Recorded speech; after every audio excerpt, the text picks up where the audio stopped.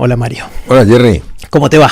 Pues muy bien, muy contento de estar aquí contigo, claro que sí. Igualmente, un placer que estés acá, que estés en Argentina visitándonos. Bienvenido. Muchas gracias. Y quiero empezar con una pregunta muy amplia, muy grande, para ver a dónde nos lleva. Y la pregunta es justamente, ¿qué aprendiste en todas estas décadas de intentar ayudar a la gente a mejorar, a potenciar sus vidas? ¿Qué aprendiste? Bueno, lo primero que he aprendido es que todo ser humano sufre. Todo ser humano sufre, sea más o menos consciente de eso, ¿no? Lo segundo que aprendí es hasta qué punto somos reos del miedo. Somos como el pez que nada en el agua y no sabe que está en el agua. No somos conscientes de hasta qué punto el miedo nos tiene atenazados. El miedo a querer, el miedo a atrevernos, el miedo a no gustar, el miedo a no encajar, el miedo a cometer un error, ¿no? Lo tercero que aprendí es que todos estamos en un viaje del héroe, de la heroína, intentando reencontrarnos con nuestra esencia, con nuestra verdadera naturaleza. En cuarto lugar, aprendí que existe en todos un impulso que de alguna manera es como un susurro, como una suave intuición que nos dice que hay otra forma de vivir. Y aprendí que en la vida está muy bien el papel de buscador, que es peligroso creerse experto, porque en el momento en el que uno se cree experto deja de buscar, pierde su humildad, pierde su interés y su curiosidad, y reconocerse como un buscador, como un estudiante de una materia que le va a durar toda la vida, me parece sumamente inspirador. Entonces, para mí esto es muy importante porque de alguna manera nos conecta a todos. No te puedes sentir superior a ninguna persona, ni tienes por qué sentirte inferior a nadie, sino que somos compañeros de viaje. Que bueno, lo sintetizaste en poquitas oraciones, pero hay mucho contenido y sabiduría en todo lo que dice. Empezaste hablando del sufrimiento y del miedo, ¿no? Y esos son dos temas fuertes de los cuales no hablamos mucho, pero que nos atraviesan, ¿no? Sí.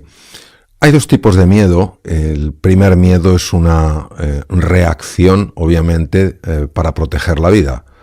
Ha sido fundamental para que nosotros pues pudiéramos hacer frente a una serie de peligros que han estado presentes en nuestra evolución como especie. La mayor parte de los miedos son creaciones de la mente humana. Los vivimos como efectos de las circunstancias y no los reconocemos como creaciones. Y esto es fundamental porque cuando uno se reconoce como causa de sus propios miedos, esto le habilita para encontrar un camino y transformar eso. Y el miedo es el miedo que nosotros generamos, no la reacción ante el depredador. El miedo que nosotros generamos es consecuencia de la falta de amor. Cuando una persona realmente no ama la vida, no ama a los demás, no se ama a sí mismo, a sí misma, en ese momento le está abriendo un espacio al miedo. Ahí es curioso porque durante mucho tiempo uno pensó, o yo pensé, que el opuesto al amor era el odio, hasta que llegué a la conclusión de que el opuesto al amor es el miedo. Entonces, donde está el miedo, está la falta de amor. Por ejemplo, Albert Einstein decía que había una pregunta que era la más importante. Albert Einstein amaba las preguntas. No debemos olvidar que la teoría de la relatividad es la consecuencia de darle vueltas durante 10 años a una pregunta que él se hizo con 11 años. Él decía que había una pregunta que era la más importante, porque dependiendo de cómo la respondiéramos, así vivíamos de una manera o de otra. La pregunta de Albert Einstein era: ¿vivo en un universo hostil o en un universo amigable, amoroso? Si yo creo que vivo en un universo hostil, tendré inmediatamente miedo, porque me sentiré pequeño, insignificante, estaré constantemente en alerta o en alarma. Si yo creo que vivo en un universo amoroso, es decir, un universo al que sí le importo, yo no tengo por qué estar atenazado por el miedo. Entonces fíjate cómo estas dos experiencias, la experiencia de amor y de miedo, que parece que no están conectadas a un nivel profundo, creo que están íntimamente conectadas. todas son cosas que hacen sentido, pero es difícil de trasladarla a la vida de uno, ¿no? Estas cosas son cosas que uno lo escucha y dice, sí, Mario tiene razón, pero la verdad que no actúa así, actúa de otra manera, ¿no? Tú fíjate, como cirujano, yo ejercí la cirugía general y del aparato digestivo 26 años. Yo quiero que te imagines una cosa muy sencilla, Jerry. Un enfermo va a entrar en quirófano y se le va a someter a una operación compleja porque tiene una patología importante. Imaginemos un tumor maligno, grande, cercano a estructuras vitales, etcétera, ¿no? Ese enfermo tiene miedo, de hecho eso se llama angustia. Y imagínate que en la puerta del quirófano, antes de que entre y el anestesista le duerma, está ese cirujano, le toma de la mano y le dice, ánimo, estoy aquí, todo va a ir bien. Eso es un gesto de amor. No pensemos solo en el amor romántico, eso es un gesto de amor. Inmediatamente baja el miedo. ¿Cómo lo sabemos? Porque la tensión arterial es más fácil de controlar, porque el sistema inmune funciona mejor. Cuando el miedo está presente, la tensión arterial se dispara y el sistema inmune se desploma. O sea, fíjate qué cosas tan sencillas podemos hacer todos para reducir el miedo a los demás. Cuando alguien se siente querido, valorado, apoyado y acompañado, inmediatamente baja el miedo. Si el miedo más profundo que tiene el ser humano es el miedo a la soledad, ese es el miedo más profundo. Entonces, en el momento en el que tú sabes que a alguien le importas, en ese momento el miedo se desploma. Además, fíjate qué cosa más bonita. Hay una hormona que se llama el cortisol. Yo llevo hablando del cortisol muchos años porque es una hormona que la he tenido que tener muy presente, dado que es la hormona del estrés crónico, ¿no? El cortisol, cuando no se libera de una forma fisiológica, de una forma natural, siguiendo los ritmos circadianos alrededor del día, cuando no se libera así, es una hormona peligrosa, porque es una hormona que empieza a producir una serie de efectos en el cuerpo que son bastante lesivos. La oxitocina es la hormona del amor. Es decir, se libera oxitocina siempre que una persona se siente querida, valorada, apoyada, un pequeño gesto, poner la mano sobre la otra persona. La oxitocina corta radicalmente el eje del estrés. Entonces fíjate cómo, de alguna manera, hasta a nivel biológico, se ve cómo el amor es el antídoto natural contra el miedo. Otro ejemplo. La doctora Elizabeth Kubler-Ross ganó el Premio Nobel de Medicina en el año 2009 por el descubrimiento de una enzima llamada telomerasa que lo que hace es alargar los telómeros. Los telómeros son estructuras en los extremos de los cromosomas y estas estructuras son fundamentales para que el DNA, el ADN que está geométricamente dispuesto de una manera, no cambie su geometría, porque si cambia su geometría la célula no se puede dividir. Esta mujer sabía que las cifras adecuadas de telomerasa son fundamentales para reparar el telómero y que no se haga demasiado cortito, con lo cual la célula no se repararía. Pues se dedicó a buscar hasta qué punto había una relación entre el amor y la longitud de los telómeros. Wow. Entonces ella trabajó y trabaja en el Caltech, Instituto Tecnológico de California, en Pasadena, una institución de prestigio mundial, y buscó mujeres, madres que tenían hijos con discapacidades severas, madres que tenían que hacer frente prácticamente en solitario a la situación tan compleja y los desafíos que planteaban sus hijos. Madres, obviamente, pues que tienen miedo porque no saben lo que va a suceder, miedo porque no saben cuál será el destino de sus hijos, múltiples miedos. Entonces, estas madres no se conocían. Elizabeth Kubler-Ross las invitó de forma independiente a participar en un estudio. Ella les sacó sangre para medir la cifra de telomerasa y también midió en las células la longitud de los telómeros. Y a pesar de que todas ellas, o muchas de ellas, eran mujeres relativamente o bastante jóvenes, el telómero no correspondía a su edad. Era más corto, es como si estas mujeres fueran mayores. Y las cifras de telomerasa eran más bajas, es decir, la telomerasa no podía reparar el telómero porque había poca telomerasa en la sangre. Entonces a ella se le ocurrió, lo que es la intuición y lo que es la visión, se le ocurrió conectar a estas mujeres, que se conocieran, que pudieran sentirse comprendidas, que pudieran sentirse apoyadas. De hecho, se hicieron muy amigas. De nuevo que estamos hablando del amor. Uh-huh. Cuando unos meses después las volvió a visitar y las sacó sangre, los telómeros ya tenían un tamaño normal y las cifras de telómeras eran normales. Entonces yo creo que todos podemos hacer cosas para reducir el miedo de los demás. Y reduciendo el miedo de los demás, reducimos nuestro propio miedo. Fíjate que cuando tú haces algo por una persona, no solo se libera oxitocina en la otra persona, es que se libera oxitocina en ti e incluso en las personas que lo están observando. Por eso el amor es contagioso. Qué bueno, qué bueno. Mencionaste también esta idea del camino del héroe, ¿no? Y de que estamos buscando algo que no se sabe qué es y que quizás le enfocamos mucho la vida. Es mi interpretación a un destino en lugar de un trayecto, ¿no? Cuéntame un poquito más de eso. En una ocasión leí una cosa de Marcel Proust, escritor francés, uh-huh, que me llegó muy dentro. Él decía que el verdadero acto del descubrimiento no consistía en salir a buscar nuevas tierras, sino en aprender a ver la vieja tierra con nuevos ojos. Es decir, de alguna manera, nosotros estamos buscando fuera lo que solo se puede encontrar dentro. Es como si pensáramos que lo que hay en nuestro interior no puede ser demasiado bueno, no puede ser demasiado valioso. Entonces, en lugar de enfocarnos en el ser, que es lo interno, nos enfocamos en el tener, que es lo externo. Entonces, ¿qué ocurre? Que muchas veces, después de años de buscar en el exterior, de tener y de tener, uno se pregunta por qué sigue teniendo semejante vacío existencial.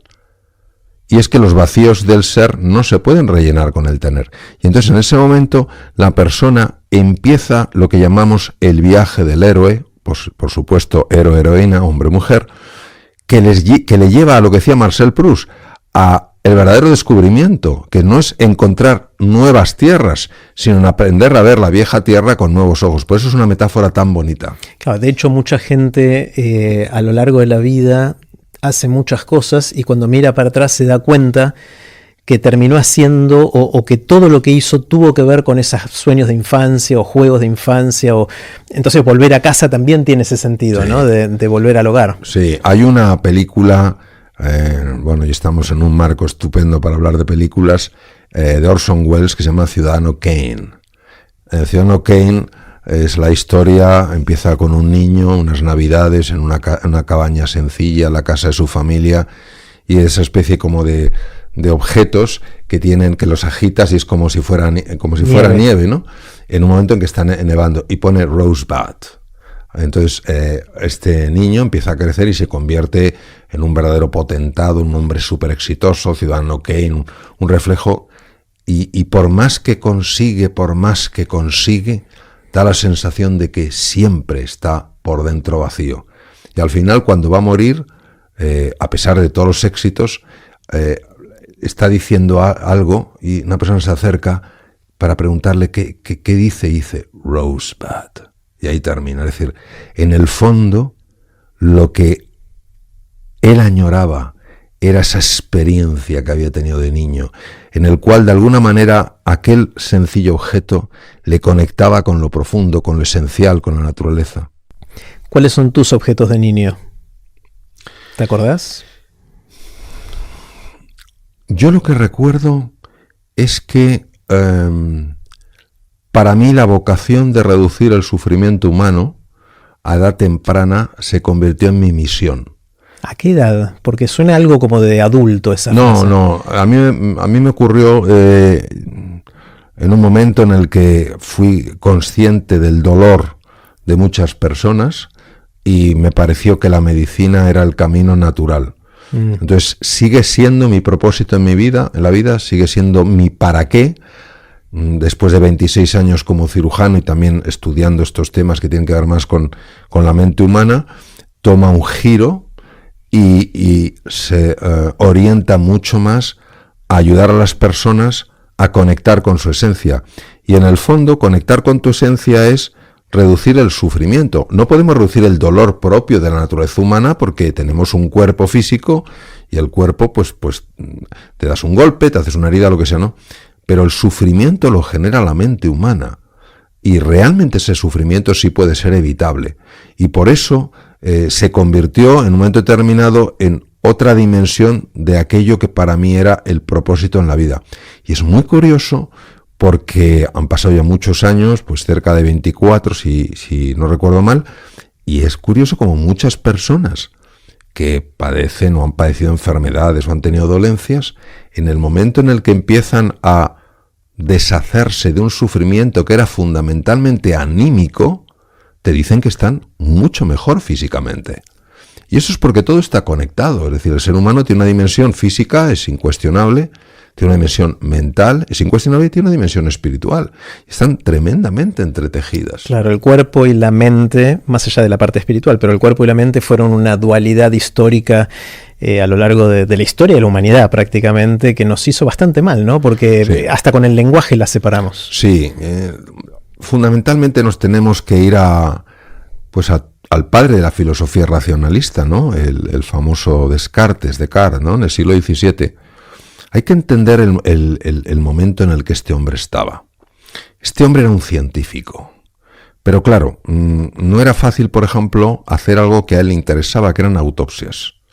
Porque claro, estaba la parte espiritual en un momento religioso muy complicado, luchas entre católicos, protestantes, en fin, una violencia lamentable.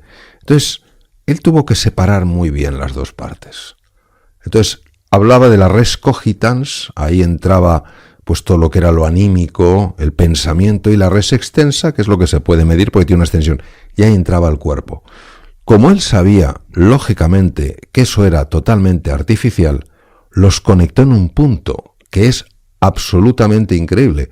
Los conectó en una glándula que parece que es insignificante, se llama la epífisis, detrás del mesencéfalo, en la cara posterior del mesencéfalo, y ahí dijo que estaba el alma. Ahí estaba como el punto de conexión, ¿no?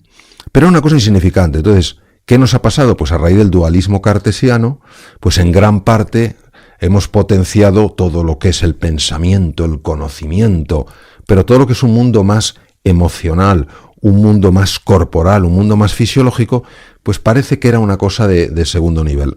Y naturalmente por esta teoría, por este principio del dualismo, pues lógicamente hemos separado lo que nunca teníamos que haber separado. Claro, y ahí está la típica de me río porque estoy feliz o estoy feliz porque me río. Sí. Tengo miedo y entonces el cuerpo produce sensaciones, o el cuerpo produce sensaciones y entonces da la sensación de que tengo miedo. Exacto. Se nos tergiversa un poquito causa y consecuencia, ¿no? Claro, fíjate qué curioso lo que dices, Jerry, porque esto es fundamental. En la época de Descartes, teóricamente todo lo que era cognitivo estaba separado de lo fisiológico. Es decir, negábamos una realidad que es evidente, pero eso ha pasado. Eso ha pasado. A ti que te gusta el cine igual que a mí, esa película No mires arriba. O sea, es un meteorito que va a reventar la Tierra, pero negamos, hay que mirar para abajo para negarlo, ¿no? Entonces, lo que no cabe duda es que, de alguna manera, esa negación de la conexión ha tenido consecuencias muy negativas. William James, que es el padre de la psicología anglosajona, catedrático de la Universidad de Harvard, murió hace muchos años, en 1910, este hombre entendió que la dualidad era un error. De tal manera que utilizó frases como las que tú has utilizado. El pájaro no canta porque es feliz porque canta. Fíjate, la felicidad teóricamente tendría que ser algo más cognitivo, pero aquí es por algo más fisiológico, porque está cantando. Dijo, atrévete a pesar de tu miedo y te sentirás valiente. El atreverse tiene que ver con la acción, tiene que ver con la res extensa, con el cuerpo, y sin embargo, mentalmente te sientes más valiente, ¿no? Entonces, yo creo que hoy en día, sobre todo a raíz de los estudios del profesor Antonio Damasio, ha quedado claro que este es un principio que puede servirnos para entender las cosas, pero no puede servirnos para pensar que la realidad está construida de esta manera. Claro. Entiendo que tu objetivo es ayudar a la gente a descubrir estas cosas y a mejorar sus vidas. Uno lo puede hacer dando conferencias, escribiendo libros, y ¿la gente cambia así? Sí. Esa es una pregunta que yo me hice cuando me planteé dar el salto, dejar la cirugía después de 26 años. Y me planteé varias cosas, y la principal fue, Yo en la cirugía he visto sin duda cambios muy importantes. Una persona te viene con un tumor en el colon, le quitas el tumor y en la mayor parte de los casos la persona está curada. O por lo menos si no está curada alargas la vida. Y en algo que tiene que ver con la palabra, realmente se producirán cambios. Y para mí era una pregunta cuya contestación no tenía. Ya llevo 24 años y puedo asegurar, pero vamos, no sabes de qué manera, que claro que las personas cambian, porque te lo dicen. Aquello me cambió radicalmente la vida. Fíjate, en una ocasión me pidieron moderar una mesa en la cual había un psiquiatra, había un psicólogo muy conocido, había un filósofo y había un magnífico cirujano cardíaco. De hecho, era el cirujano cardíaco que había hecho el primer trasplante de corazón artificial en un determinado lugar. Había operado a un prematuro de un problema de corazón. O sea, era un fuera de serie. Y de repente se nos acercó un señor y me vino a dar las gracias. Me dice, vengo a darle las gracias. Y digo, ¿por qué? Dice, porque yo pesaba... Era un señor de una estatura muy corta, ¿no? Dice, yo pesaba 150 kilos. Y el cirujano cardíaco dice, imposible. Porque era un señor de estatura muy corta y se le veía delgadito. Digo, ¿de verdad? Y dice, sí, he traído las fotos. Y nos enseñó las fotos y claro, era un señor que estaba hinchado como un balón de reglamento. Digo, ¿pero esto cómo ha sido? Dice, no, yo me he operado. O sea, esto es con dietas súper difíciles. Me he operado, pero yo tomé la decisión a raíz de una conferencia suya que escuché. Wow. Entonces, ahí hay un cambio, o sea, todo el mérito lo tiene esa persona, pero esa persona llevaba padeciendo los riesgos extremos de la obesidad mórbida, que es en sí una enfermedad, y de repente hizo clac. También me ha ocurrido personas, pues el día pasado estuve en una isla preciosa, que es Tenerife, dando una conferencia, y me contaba una persona, se acercó, que había tenido una caída de caballo, había tenido un problema neurológico severo y que ciertas cosas en relación a lo que tenemos las personas en nuestro interior le estaba realmente ayudando. Y luego se me acercó una amiga de él y me dijo, este hombre no salía de casa. Y a raíz de escuchar este tipo de cosas, que en el fondo, repito, si lo importante no es lo que digo yo, lo importante es lo que la gente tiene. Yo soy un humilde despertador que quiero hacer despertar eso. Dice, ya, es que sale y no sabe eso lo que le está ayudando. Entonces, naturalmente que las personas cambian. Lo que pasa es que muchas veces, cuando hablamos de cambio, queremos que una persona cambie en todas las dimensiones de su vida. Pero para esa persona, esos cambios son cambios muy significativos en su vida. Y por eso, después de estos años, puedo decirlo con absoluta convicción y alegría. Pero fíjate, en una ocasión estábamos firmando libros y había otro ponente, no era yo, que les había hablado también de cosas con una voz diferente, pero cosas parecidas a los que ya había hablado yo. Y yo escuché decirle a él, gracias a usted no me he suicidado. Wow. Entonces, quiero decirte que eso es un cambio muy importante, porque alguien que había perdido la ilusión por vivir, de repente la recupera. Y no me lo dijo a mí, eso lo dijo a la otra persona. Entonces, yo creo que sí que tenemos que tener esa confianza en que las personas, naturalmente que podemos cambiar. Ahora, necesitamos llegar a un punto en nuestra vida en el que realmente encontremos una insatisfacción inspiradora. Es decir, que digamos, estoy harto de estar harto. O que notemos algo que nos diga, me estoy perdiendo algo extraordinario en mi vida. Entonces, en ese momento haces clic. Y cuando haces clic, naturalmente que cambias. Cuando no cambias es cuando empiezas, bueno, no sé, déjame que lo piense, voy a ver si lo hago, no lo hago. Te falta esa fuerza motriz. Pero cuando haces clic, vaya que sí cambias. ¿Sientes que ayudaste a más gente con el bisturí o con la palabra? Con la palabra, sin ninguna duda. No, la diferencia es muy grande porque, yo te voy a explicar por qué, Jerry, no solo por el número de personas. Claro, yo como cirujano solo podía operar a una persona a la vez y ahora pues puedo estar con foros muy grandes. Es que he observado una cosa curiosísima. Imagínate, un enfermo está bien, empieza a tener una serie de síntomas, signos, va al médico, va al cirujano, el cirujano le hace una serie de estudios y le diagnostica, por ejemplo, un tumor de colon. Pues yo he operado mucha cirugía de colon. Uh-huh. Claro, en ese momento el mundo de esa persona se derrumba. Operas ese tumor de colon. Te llega el resultado de anatomía patológica. Pillado a tiempo. Está curado. Notición. Alegrón. Al cabo de un tiempo se lo olvida. Y vuelve a lo anterior. No hay muchas personas que después de este tipo de situaciones decidan vivir de otra manera.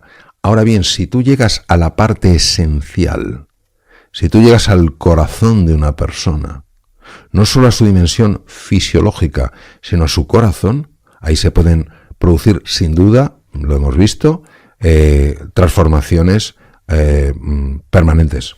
Es increíble el poder de la palabra, ¿no? En general en nuestra vida nos forma, nos define, somos palabra, en el sentido más amplio de la palabra, justamente, y cómo la palabra correcta o incorrecta puede cambiar y hacer que nuestra vida se bifurque en direcciones muy distintas y seamos personas distintas, ¿no? Cada vez que lo pienso me asombra muchísimo, ¿no? Sí, no podría estar más de acuerdo, Jerry, porque creo que ahí cometemos dos errores importantes en la línea de lo que hablamos. Primero, pensar que lo que pensamos no tiene consecuencias.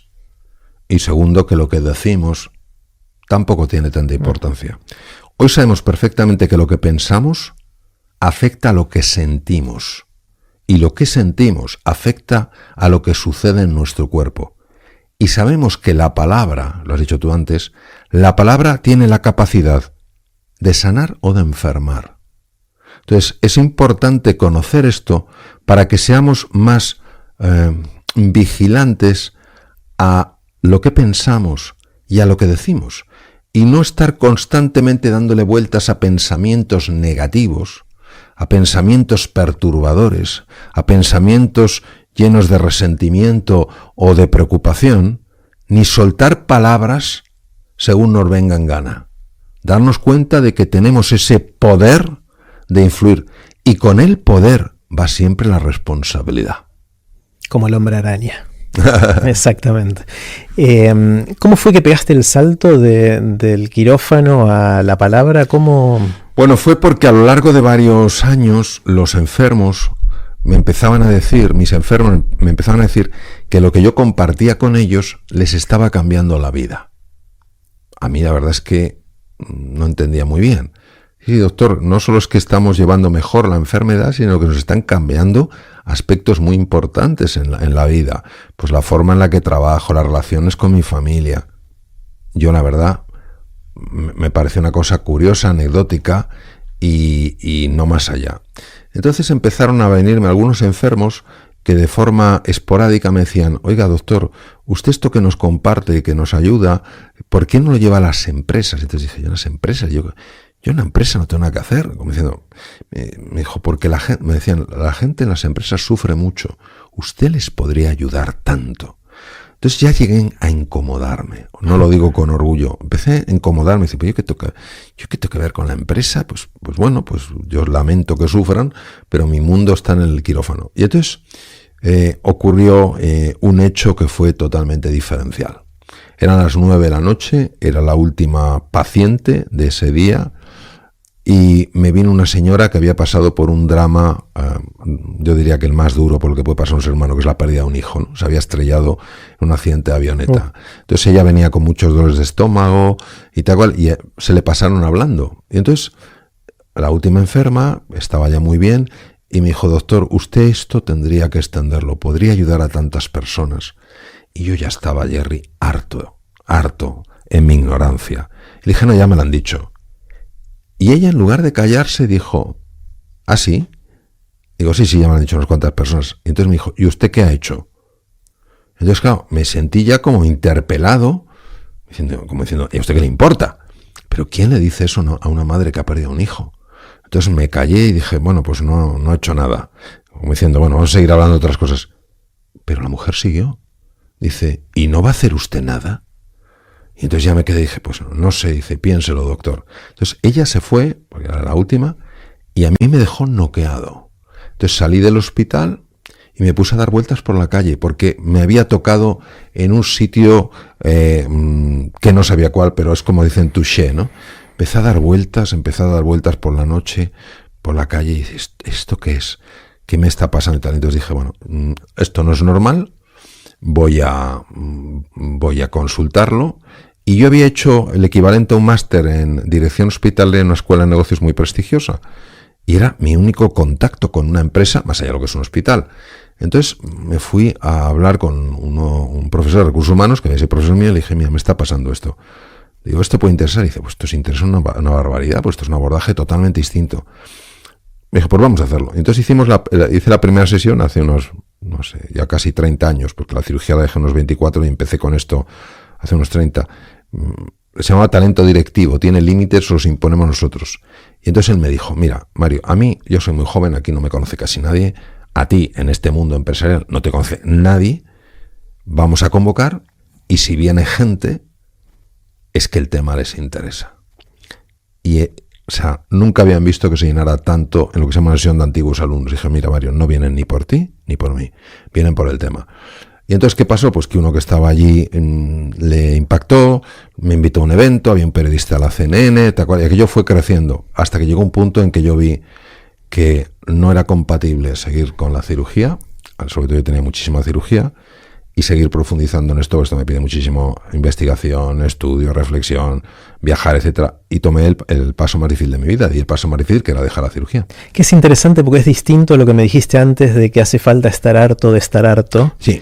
Porque fue esta señora que te lo sembró de alguna manera, ¿no? Sí, el hartazgo no vino desde adentro. Sí, esa señora, por eso te digo que tú puedes dar el salto o porque estás harto de estar harto o porque ves que hay una forma diferente, mejor de llegar, de vivir. Entonces, esta mujer, de alguna manera, lo que hizo fue hablarme de otra dimensión en la capacidad de ayudar.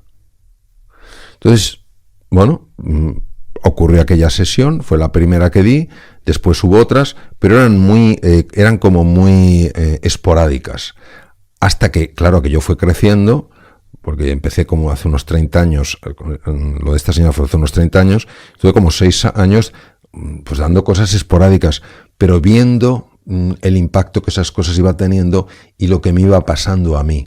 Entonces en ese momento pues fue cuando a mí me gustaba mucho la cirugía, cuando tomé ese paso, ¿no? de dar el salto, ¿no? Mientras que cuando hacías cirugía, estabas haciendo algo que está enmarcado dentro de la ciencia más tradicional, ciencias de la salud. Cuando haces la transición a trabajar con la palabra y con la parte más blanda del ser humano, digamos, la integración total y todo eso, entras en un lugar donde a lo largo del tiempo ha habido muchas corrientes, algunas científicas, otras no tanto, ¿no? Entonces hay mucho charlatán, mucha gente que inclusive se aprovecha de términos científicos y aplican pseudociencia para tratar de acercar gente a prácticas que no necesariamente están validadas o quizás ni siquiera son buenas. ¿Cómo es algo que te preocupa? ¿Cómo lo vives? Lo que dices es así, porque la ciencia tiene un gran prestigio. Entonces, todo lo que se apoye en la ciencia va a ser, en principio, aceptado con bastante agrado. Y esto hemos de reconocerlo. De hecho, hay una corriente filosófica que se llama el cientismo o cientificismo, es lo mismo, que apoyándose en la ciencia, presenta su ideología como si fuera incuestionable. Pero no es ciencia. Entonces, lo que dices es así.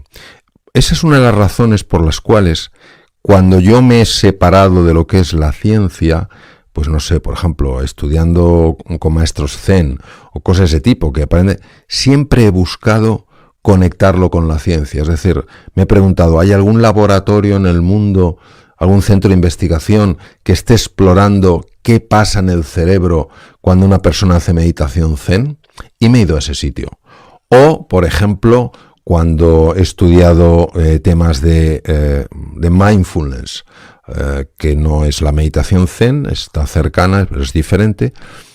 Hay alguien que realmente haya estudiado científicamente esto. Y esto no lo hago realmente para que me lo validen.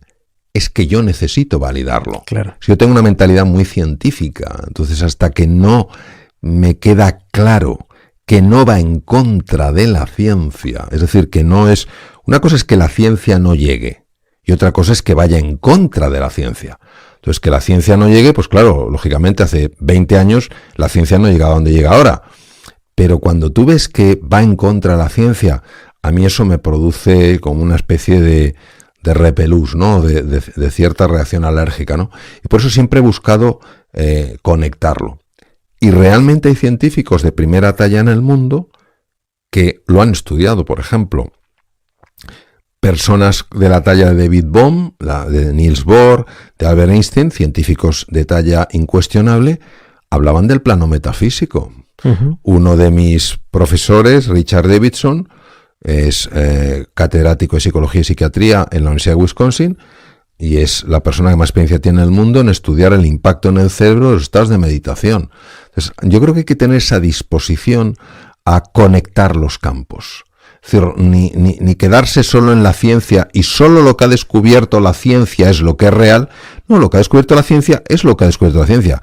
Ni cualquier cosa que se me pase por la cabeza, me lo cuente quien me lo cuente, tengo que aceptarla como tal. Entonces, esa búsqueda de la conexión para mí ha sido una cosa muy necesaria toda la vida, pero repito, no ya para que me dé credibilidad, sino para que tenga credibilidad ante mí.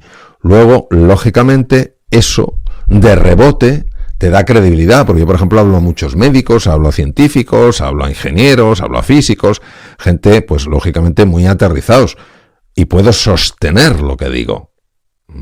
Pero no lo he estudiado para sostenerlo, lo he estudiado para que yo me abriera a que eso era cierto. Claro, a mí lo que me preocupa mucho es que justamente como la gente siente miedo, como decíamos al principio, la gente sufre, como decías al principio, a veces tienen un grado de desesperación tan grande de acuerdo. Que apenas ven algo que luce como su salvación mágica, van corriendo atrás de eso. Sí. Entonces hay ciertas cosas, ciertos proxies que fui encontrando. Por ejemplo, si algo que tiene que ver con sentirnos bien tiene la palabra cuántico en el medio, a mí me da escozor. ¿Sí? Pues sí, la conexión cuántica entre las personas. Claro. Ahí es donde uno empieza a usar términos que toma prestados de la ciencia, que roba de la ciencia, ni siquiera se tomó el trabajo de pedirlos prestados, para darle cierto aire de seriedad a lo que está diciendo cuando en realidad es cualquier cosa. Sí, no podría estar más de acuerdo. Yo recuerdo una vez en un evento que me invitaron a participar, que era de coaching, y había coaching zen, coaching cuántico, coaching tal. Entonces, claro. Vamos a ver, que la física cuántica apoya cosas que decían los místicos de montones de culturas, no cabe duda. Pero lo que no te sirve es soltar el nombre y no haber leído esos libros, haber profundizado en ese conocimiento.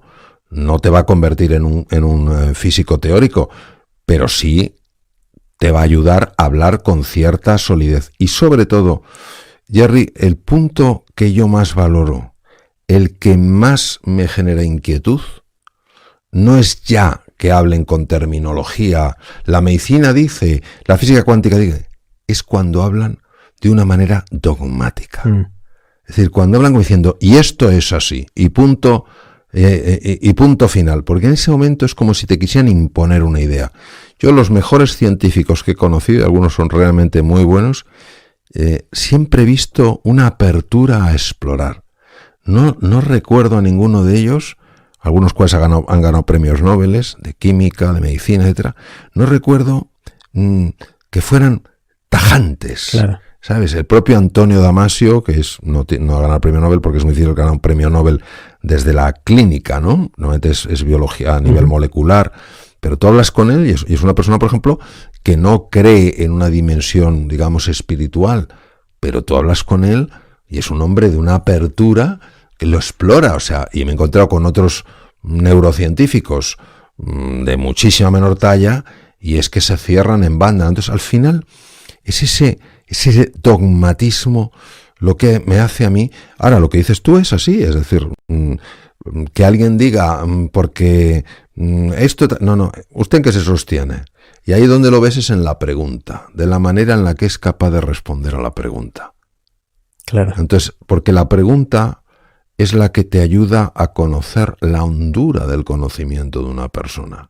Y sobre todo, yo creo que la disposición, es decir, bueno, parece que esto es así. Y efectivamente, si ha leído, ha estudiado y ha profundizado, puede dar eso. Pero nunca con ese dogmatismo como diciendo, yo sé, tú no sabes, ¿no?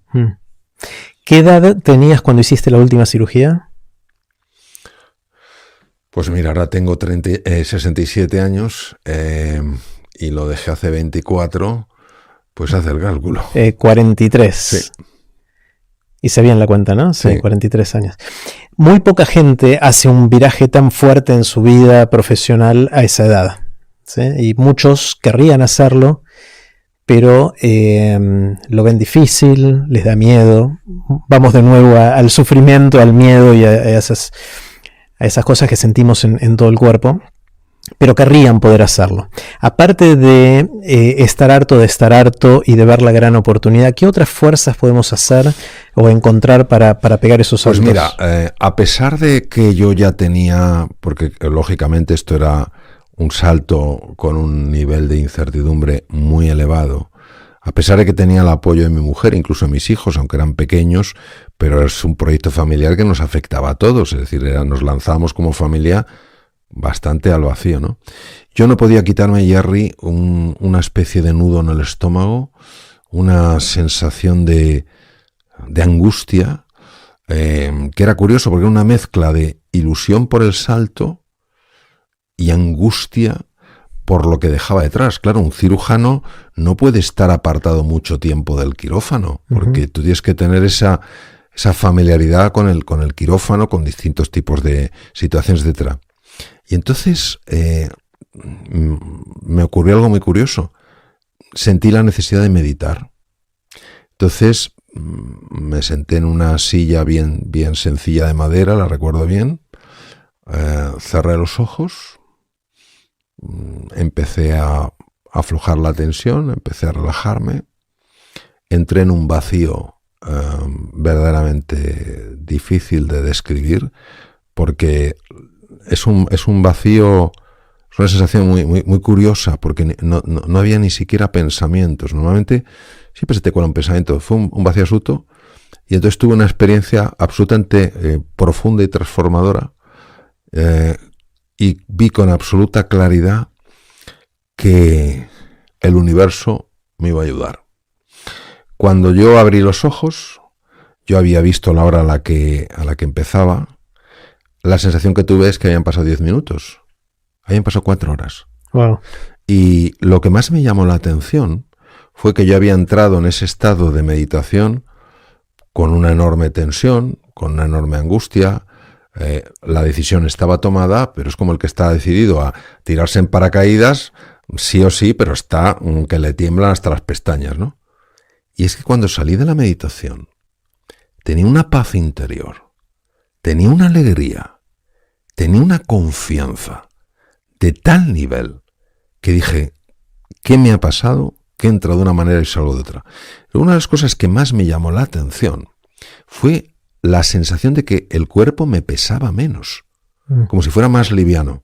Y esto era debido a la enorme tensión muscular que yo tenía por la angustia y que yo no era consciente de esa tensión muscular. Entonces, yo desde luego tengo un enorme cariño por la meditación, porque en ese silencio, en esa quietud, en ese vacío que parece que no hay nada, ahí es donde te vienen las inspiraciones, afloran los recursos insospechados y conectas con tu verdadera esencia. Y claro, cuando conectas con tu verdadera esencia, pues claro, sucede lo inimaginable. Y en este caso me ocurrió eso. O sea, y podríamos decir, bueno, pues qué bien, que antes estabas lleno de angustia y ahora estás lleno de paz y de tranquilidad. Bueno, ya para mí eso es un cambio fundamental.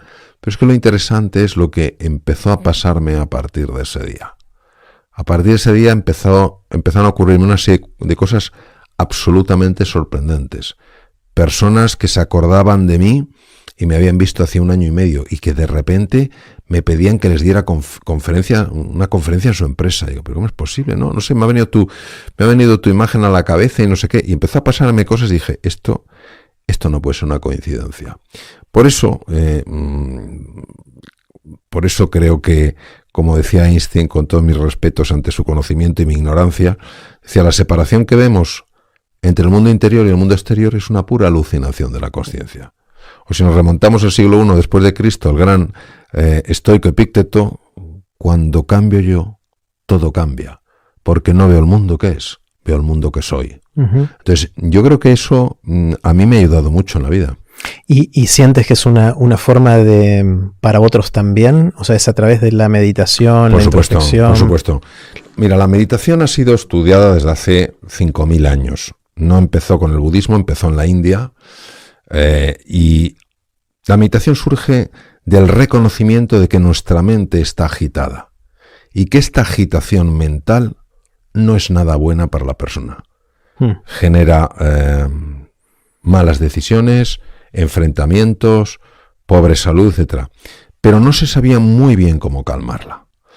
2.500 años atrás, el hijo de los reyes de Sakya, Gautama Siddhartha, sabe esto porque él había leído los textos. En aquella época, aunque él nació cerca de Nepal, en Sakya, pero eso era la India.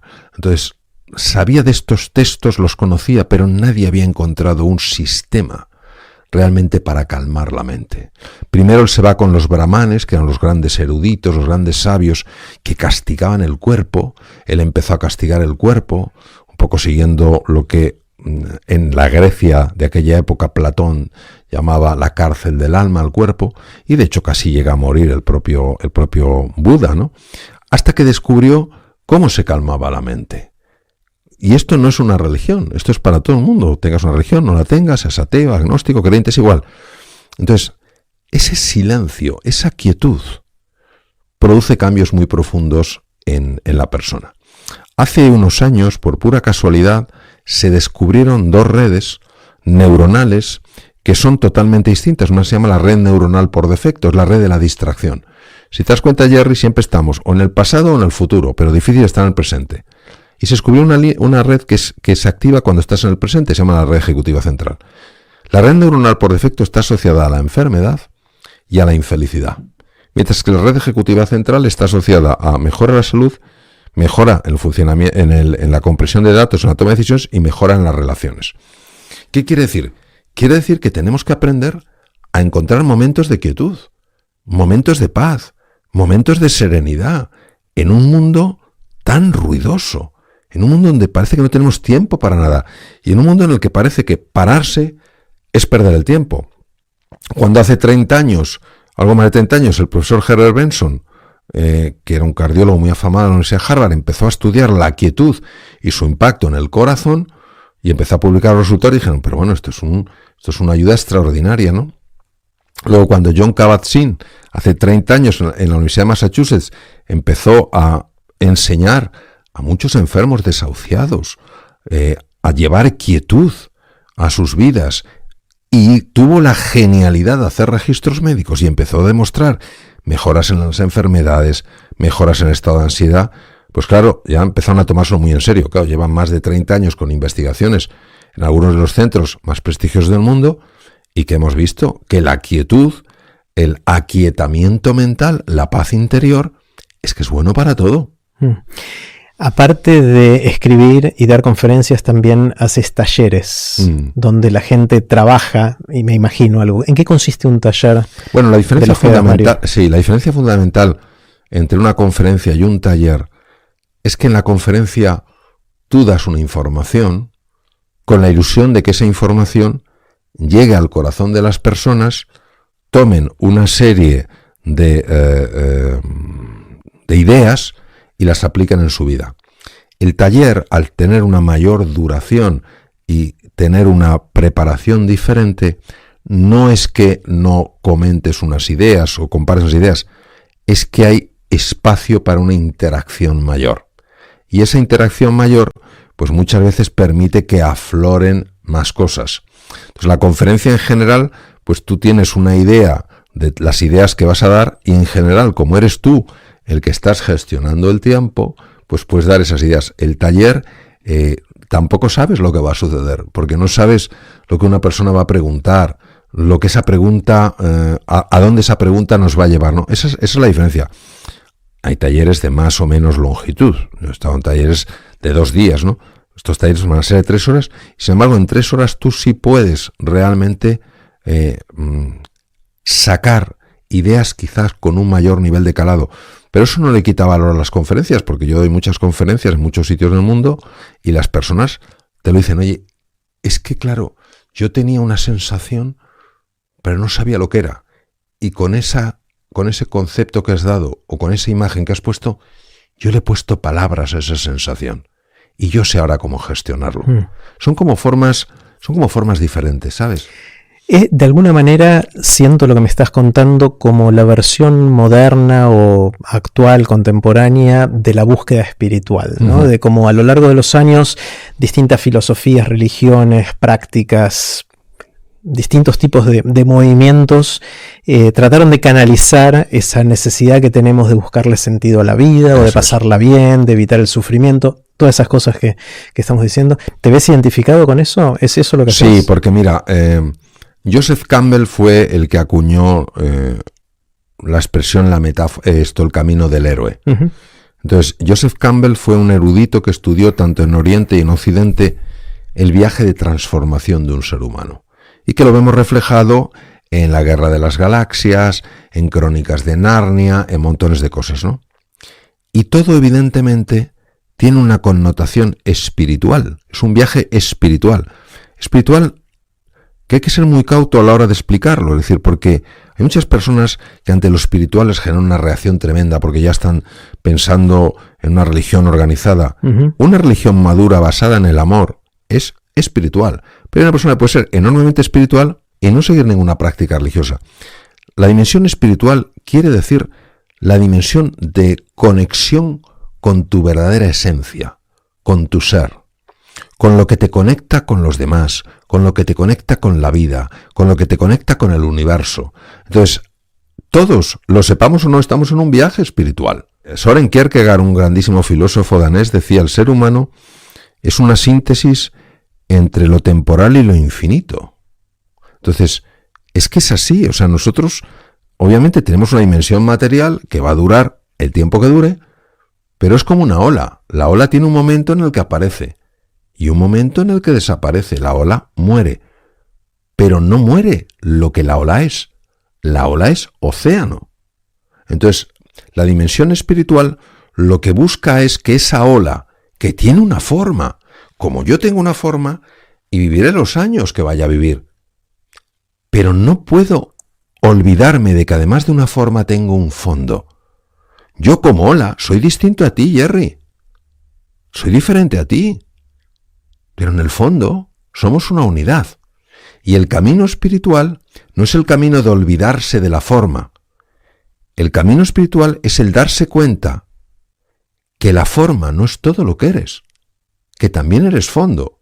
Entonces la forma puede hacer que yo te vea distinto, pero el fondo hace que yo no te vea distante, porque somos una unidad. Entonces el camino espiritual es el camino donde la ola, que se ha identificado exclusivamente con la forma, empieza a reconocerse también en el fondo, y ahí desaparece su miedo, porque la ola, claro que tiene miedo en su forma, ya que sabe que va a morir cuando llegue a la playa, pero no tiene miedo en el fondo, porque sabe que como océano siempre va a estar, siempre va a ser. Es muy interesante, me queda dando vueltas en la mente esta pequeña paradoja de que los médicos en general son aquellos que velan por nuestra salud, nos ayudan a evitar el sufrimiento en el cuerpo, pero que se le critica en muchas sociedades que quizás son muy buenos diagnosticando, muy buenos diciéndote qué hay que hacer para curar la enfermedad, pero no tan buenos en la empatía que hace falta para transmitir ese amor y esa compañía que mencionabas al principio, ¿no? ¿Hay una pequeña paradoja, hay un hueco ahí o no? Sí, yo lo primero que quiero decir es que la medicina es una profesión enormemente exigente. No solo exigente desde el punto de vista mental, sino también físico. Es decir, lógicamente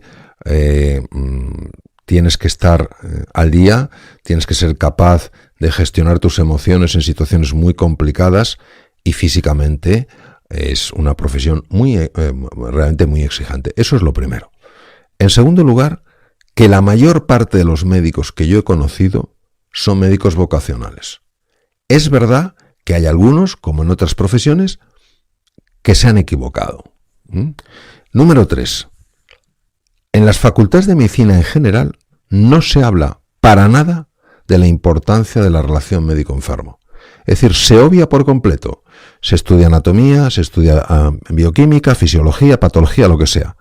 ¿Qué pasa? Que el médico no tiene formación en humanidades. Las tiene que aprender sobre la marcha. No se habla de la importancia de la empatía en la salud. No se habla de la importancia de la empatía en la recuperación, en la reducción del miedo. Con lo cual, o eres una persona que por H o por B tienes ese interés, o puede faltarte eso. Lo cual no quiere decir que eso excluya de la responsabilidad de aprenderlo, pero no podemos señalarles como culpables. Y luego pasa una cosa también muy importante con los médicos, que a mí me recuerda la metáfora de Nouwen, el sanador herido. Es decir, ¿cuántos médicos he conocido yo a los que se les recuerda constantemente que tienen que estar al tanto de todo lo nuevo en medicina, que tienen que ser empáticos, lo cual es verdad, y nadie se ocupa de ellos? Nadie se ocupa de su bienestar. Nadie se ocupa de si realmente se encuentran bien o no. Yo te voy a poner un ejemplo. Uno de los mejores hospitales del mundo daba por hecho que todos sus médicos estaban bien. Estoy hablando de un hospital cuyo nivel de exigencia es máximo, porque son los mejores del mundo. Van personas de montones de países para que les traten de cosas muy complejas. Una vez a este hospital se le ocurrió preguntarse si sus médicos, si sus sanadores estaban bien. Y el 60% contestó de tal manera que encajaban en lo que se llama un burnout, personas quemadas. Nadie se había interesado antes de eso. ¿Y qué hicieron? Esto no puede ser. Entonces empezaron a establecer unas formas y unos procedimientos para poderles cuidar también a ellos. Entonces yo creo que, por supuesto que sí, un profesional de la salud siempre tiene que ser cercano, siempre tiene que ser empático, también es humano, también hay que ocuparse de él. No sé cómo será en España. Aquí en Argentina, cuando uno se recibe de médico, entra a hacer las residencias. Lo que se llaman las residencias, donde pasa por distintos años, 3, 4, 5 años, depende de la especialización, etcétera. Y a veces trabajan 72 horas seguidas. Sí. Yo no quiero que me atienda un médico que hace 72 horas que no va a su casa, no descansa, no desconecta. Claro. Nunca entendí esa lógica. No, es que no es lógica. Mira, hace muchos años, yo entonces estaba trabajando en Estados Unidos y me enteré, yo estaba en Boston, en Nueva York, en un hospital de Nueva York llegó una niña jovencita, o sea, una cría, con un fiebrón, y la atendió un interno. El interno es una persona que acaba la carrera de medicina y está durante un año rotando en el hospital, o sea, ya es un médico. Y este interno no pudo hacer el diagnóstico. La niña tenía una hipertermia maligna, es una forma muy rara de enfermedad, difícil de diagnosticar, pero bueno, el interno no lo pudo ver. El interno llevaba 3 días de guardia. Entonces el padre era un periodista conocido y el padre denunció al hospital. Y el hospital dijo que no, que lo que hacía falta era que ese chico llevaba 3 días de guardia porque así tiene más experiencia. Era mentira. Era para no contratar a más médicos. Era para no cambiar las estructuras. Entonces el padre no denunció a este chico, que estaba como un zombie. Denunció al hospital. Y entonces a partir de ese momento se prohibió en los Estados Unidos que los hospitales pudieran tener de guardia todos esos días, porque no pensemos que estas guardias son, no, me echo 4 horitas, 5 horitas, en un hospital de estos es que no paras, a lo mejor duermes 1 hora, duermes 2 horas, pero claro, y todo lo que tienes que atenderlo con un nivel de foco tremendo. Entonces, son una serie de tontunas que a veces cuentan para intentar disimular una realidad. Entonces, claro, los profesionales de la salud, en general, en la mayoría, en la inmensa mayoría, son personas que quieren hacer las cosas bien porque son conscientes de la importancia de su labor. Yo no digo que haya la típica persona siesa, antipática y tal. Por supuesto que sí, pues mira, se ha equivocado desde mi punto de vista. Pero muchas veces lo que tiene es un nivel de desgaste. Mira, hace poco, yo voy a hacer una cosa para médicos próximamente en España. Una mujer, jefa de servicio, es lo máximo que hay en un hospital universitario, una de las mejores especialistas que hay en España en su campo, totalmente vocacional, en una conversación privada, por eso nadie podrá saber quién es, porque no digo nombre ni hospital, nada, dijo, lo que me preocupa es que estoy perdiendo la vocación. Y claro, yo programa de televisión que me invitaron después para hablar, conté con la misma escasa información para que sea imposible de trazar, y dije, si esta mujer, que es jefa de servicio, que ha alcanzado lo máximo en unos mejores hospitales, es una magnífica especialista, es vocacional, así siempre, y está perdiendo la vocación, ¿cuántos otros profesionales no lo estarán perdiendo? Entonces, yo creo que tenemos que verlo todo con mayor amplitud de miras y no señalar solo, no, porque usted debería. No, también hay que cuidarles, ¿no? O sea, todo sanador es un sanador herido. Entonces, hay que mirar las dos partes. Mario, quiero hacerte preguntas cortitas. Las preguntas son cortas, pero te tomas el tiempo que quieras. No hay límite de tiempo en la respuesta. La primera pregunta es la pregunta del viaje en el tiempo. Imagínate que tenés un amigo que inventa la máquina del tiempo. Es el sueño del chico, ¿no? De tener una máquina del tiempo y te dice, Mario, te voy a dejar que la uses una vez. Podés ir a donde y a cuando quieras. Estás un tiempito ahí y después volvés al aquí y a la hora. ¿Irías al futuro o al pasado? Al pasado.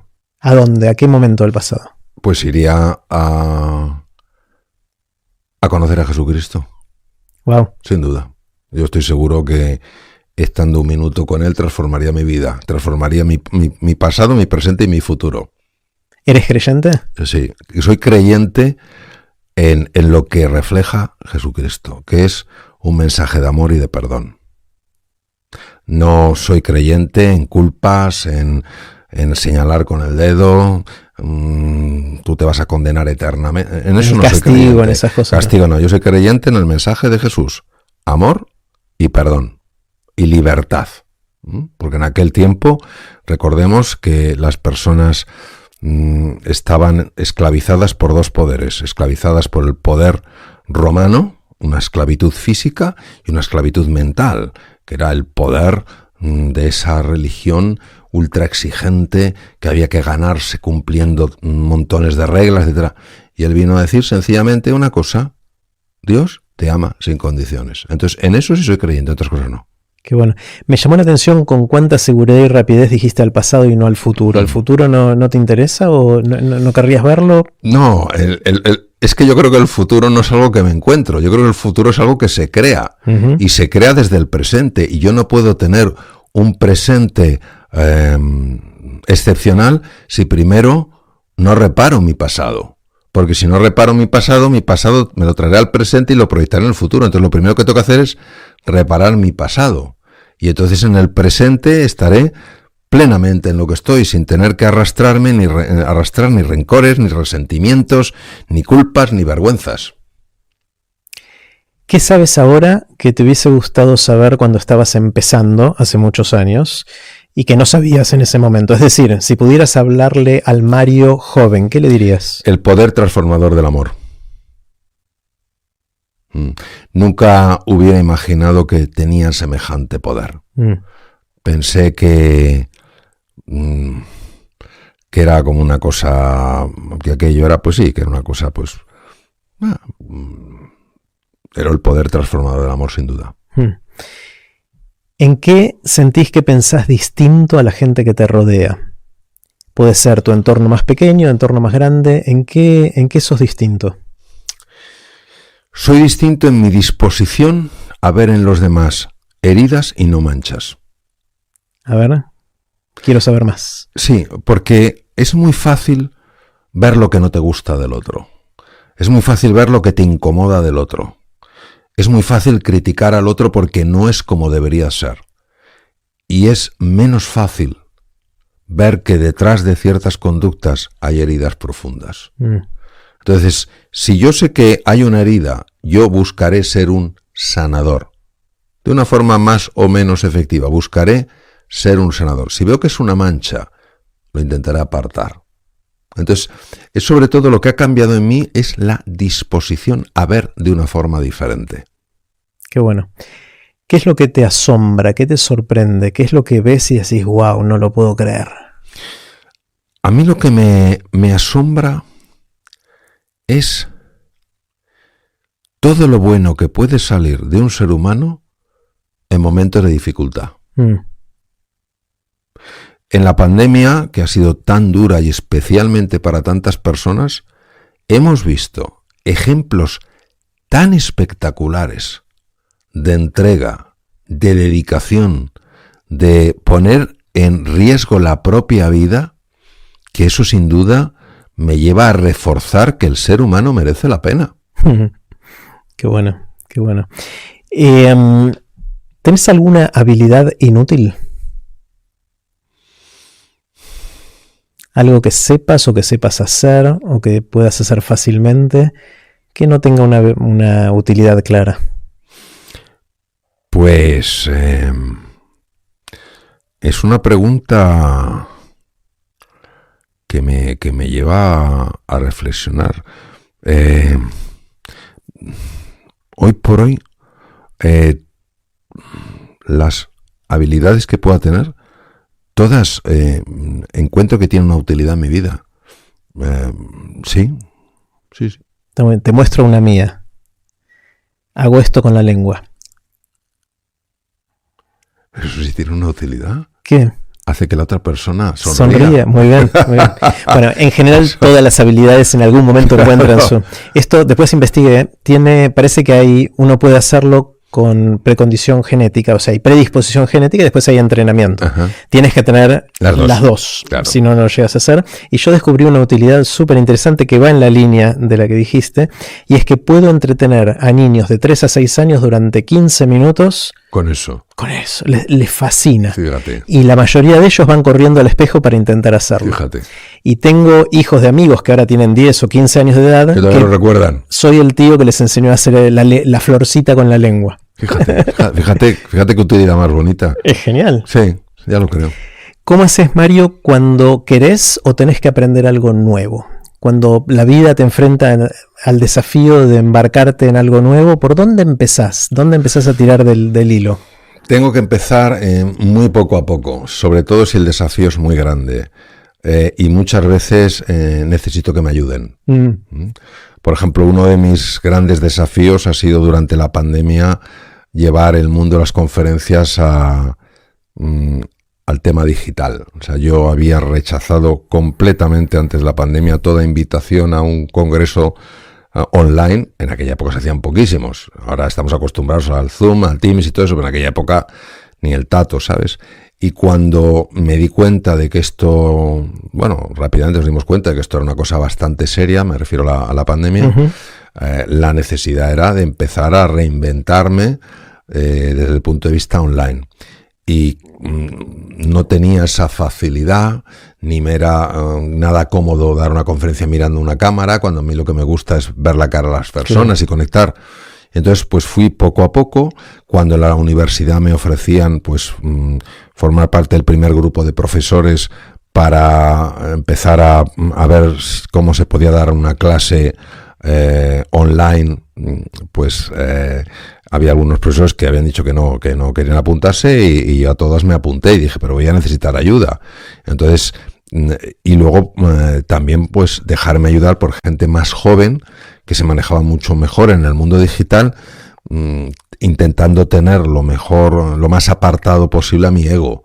Porque claro, muchas veces cuando tienes ya mucha experiencia en un campo, en el mío de las conferencias, que una persona jovencita te venga a decir cómo tienes que hacerlo online, pues esta prepotencia absurda que es el ego, dice, no, tú que me vas a enseñar a mí. Entonces el apartar eso me ha ayudado mucho y ahora me manejo bastante bien en ese mundo, gracias a haber dicho que sí, haber aceptado mis errores sin haberme castigado demasiado y haber pedido ayuda y haberme dejado ayudar. Qué bueno. De todo lo que está pasando en el mundo, ¿qué es lo que te parece lo más interesante? ¿Qué son esas cosas que seguís, que te intrigan, que te interesan? Vamos a ver, yo creo que estamos en una situación muy particular. Si observamos el dolor que ha generado la pandemia y que de esto tendríamos que haber aprendido pues para reducir en la mayor medida nuestras posibilidades de sufrimiento, y que justo después aparece una terrible guerra y empiezan a aparecer todo tipo de movimientos socioculturales de enfrentamiento, la pregunta fundamental que yo me hago ¿es el comienzo de una nueva era en el ser humano? ¿Va a expandirse nuestra conciencia y nos vamos a dar cuenta de que así no podemos seguir? Entonces, a veces, como decía el poeta libanés, en todo invierno que soporta el corazón hay una primavera a punto de despertar, y detrás de la noche más oscura está la promesa de un precioso amanecer. Yo creo que estamos ahora en una noche oscura. Entonces la pregunta es, ¿sabremos emerger de aquí con un mayor nivel de conciencia? ¿Nos daremos cuenta de que no puede ser esto? ¿De que no puede ser que haya tantas personas que no quieran ya vivir en este mundo? ¿Que no puede ser que se siga intentando dominar a los demás con la violencia? ¿Que no puede ser todas las cosas que estamos viendo? Entonces, y el resultado de lo que suceda va a determinar el futuro de la humanidad. Es decir, si no expandimos nuestra conciencia, si no cuidamos más el planeta, etcétera, etcétera, si es que realmente nos vamos a extinguir. O sea, no pensemos que somos tan listos que podemos doblegar a la naturaleza y no pasa nada. No. Tenemos que tener ese punto. Y mi ilusión es estar atento para ver si esto sucede. Y de hecho estoy viendo cómo no puedo decir que a nivel generalizado, desafortunadamente, pero sí estoy viendo en muchos lugares con un cierto despertar de la conciencia. Es decir, ¿qué tipo de sociedad estamos generando? Esto no tiene por qué ser así. Me gusta la visión optimista. También está el otro lado, que esos sectores son bastante pequeños y la mayoría de los seres humanos no tenemos ese nivel de conciencia y estamos atrapados en las redes sociales, en la tecnología, y ahora viene la inteligencia artificial, que no sabemos qué rol va a jugar en todo esto y dónde dibujamos los límites éticos de qué puede hacer y qué no, en qué nos va a reemplazar y dónde vamos a seguir sintiéndonos útiles de alguna manera. ¿Eso te preocupa también o no? Sí, pero vamos a ver, Jerry, nadie puede negar que estos niveles de incertidumbre y estos cambios tan disruptivos producen una conmoción individual y colectiva. Eso no lo podemos negar. Yo lo que me pregunto normalmente en los sitios es, ¿qué puedo hacer yo para añadir valor? Uh-huh. Entonces, todo lo que me llene de impotencia y de desesperanza me va a bloquear.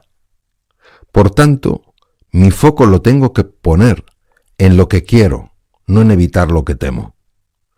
Y aunque lo que haga yo sea muy pequeño, por lo menos es lo que puedo hacer. Una niña que se quedó ciega muy sorda a los 16 meses de edad, Helen Keller, probablemente una encefalitis, y no obstante se graduó con honores por la Universidad de Harvard, dijo, obviamente, ya no podía hablar con el lenguaje de los sordomudos a través del tacto, solo soy una, no lo puedo hacer todo, pero sí puedo hacer algo. Yo jamás renunciaré a lo que puedo hacer. Entonces, creo que hay dos sentimientos que no podemos permitir que formen parte de nuestra vida, que es el sentimiento de impotencia y de desesperanza. Mira, qué curioso, porque hace 2 días di en la universidad un curso de liderazgo y hablaba de tomar el protagonismo. Entonces una persona, un directivo, dijo, sí, pero yo por más que quiera no puedo acabar con el hambre en el mundo. Y le dije, esa es la trampa, que como no puedes resolverlo todo, no quieres resolver nada. Si todo el mundo hace algo, al final se hace todo.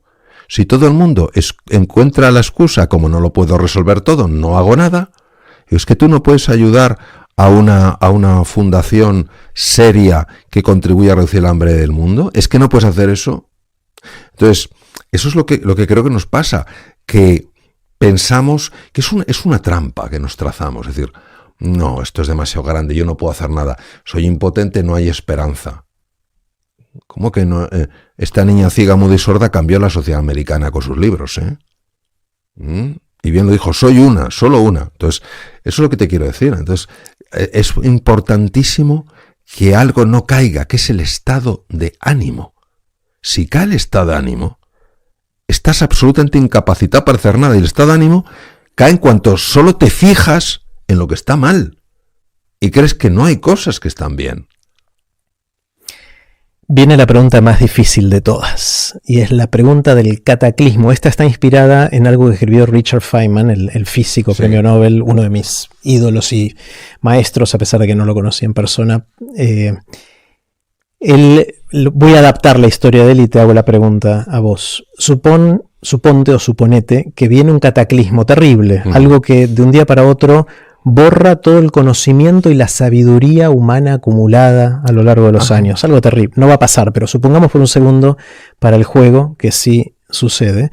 Y a ti te dan la oportunidad o quizás la responsabilidad de escribir un pequeño párrafo que sintetice algo de ese conocimiento o sabiduría que te parezca que sea importante para las generaciones que vienen después del cataclismo. La pregunta es, ¿qué escribirías en poquitas palabras? Puede ser algo bien acotado de lo que haces o algo más general de interés humano. Sé que es difícil la pregunta. Bueno, es una gran pregunta. Yo escribía lo siguiente, y no es original porque lo dijo antes Gandhi. No pienses en lo que el mundo puede hacer por ti, piensa en lo que tú puedes hacer por el mundo. Yo creo que esa es la clave. Porque si tú piensas en lo que el mundo puede hacer por ti, estás tomando el papel de una víctima. Si tú piensas en lo que tú puedes hacer por el mundo, estás tomando el papel protagonista, es decir, el papel de una persona que hace algo. Si tú piensas solo en lo que el mundo puede hacer por ti, vas a encontrar muchas excusas para no hacer nada.